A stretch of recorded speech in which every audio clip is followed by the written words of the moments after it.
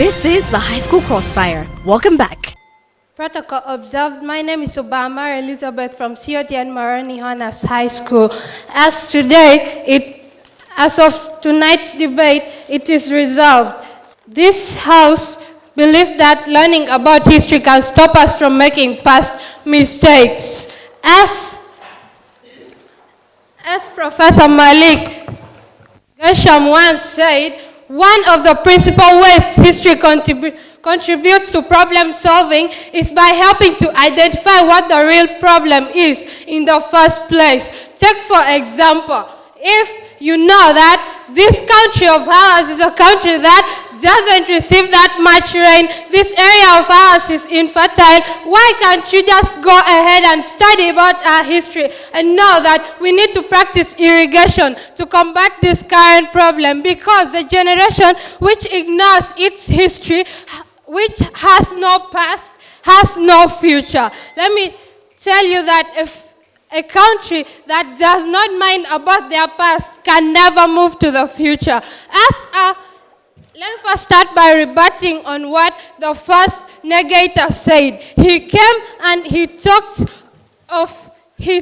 rebutted what my first speaker had said about history repeating itself. Yes, history repeats itself. That is why we need to learn from it. And take for example, Ugandans in the past, they used to poach animals, but because someone got up and said that, oh, this could be a source of income, it could attract others. Denied. It could attract others to come to our country and look at them. And also they can be able to have that chance of getting what they don't have. That is why currently we have game parks. People don't poach how much they used to in the past. And the first negator also said that he also disagreed with my first speaker's parameter, and he set their own parameter worldwide. And he also said that history has caused conflicts, and he talked of the war between Napoleon and Hitler. But we should come to the realization that those people were in conflicts with each other because they failed to learn from the past. First of all, Napoleon started a war in 1812. They fought it, people died, and because Hitler refused to learn from the past, he also went ahead and started another war. They fought, nowadays we know, denied. But nowadays we know that there are better ways of solving conflicts, all because we have learned our history. People can organize peace talks and they talk it out. People don't have to conflict with each other again. Allow me to talk on our second point, which is digging the root cause of what failed us. Let me take for example the drought which occurred in Otuka.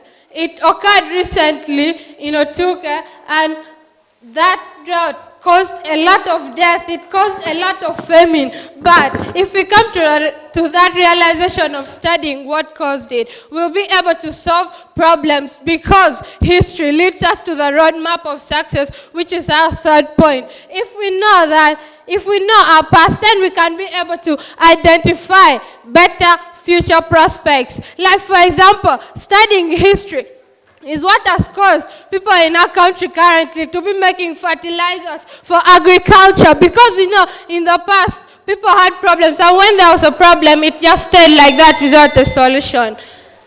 I end by saying, learn from yesterday, live for today, and then hope for tomorrow. I rest my case.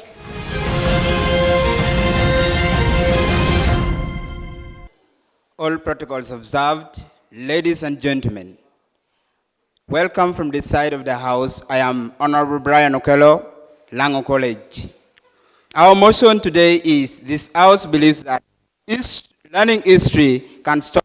I strongly believe by what my first speaker spoke of.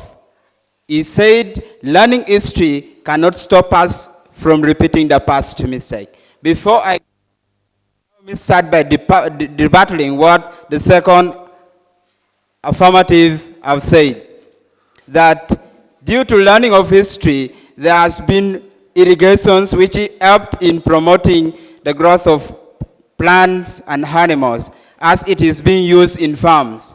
But I would love to tell you and inform you that even before history was there, before the written history was there, people used to farm. Isn't it? Are you telling me that after the written English, that is when people started to farm with irrigation? And also I wanted to inform you that you talked of something like wars, to make peace and what? Due to the current situation the world is at, the Russia-Ukrainian war, are the people of Russia not learning history? That's why they're fighting against Ukraine. There's fight everywhere. South Sudan, just our neighbor here, they are not sleeping. Fights every day. There are wars, conflict everywhere. Are these people not learning from history? You need to get informed that history just corrupt mind, just incite violence in people. To elaborate more, honorable judges, I don't want to waste time here doing nothing. Allow me give you a brief context of the history. And I will base my center of argument on the wars and conflict. During the course of history, there has been many revolts and rebellions, conflicts everywhere, which was being supported by the great personalities, like my first speaker talked of Napoleon Bonaparte, the recent Vladimir Putin. We record from history from the source called www.history.com. Also, the involvement of Adolf Hitler of Germany. POI not accepted.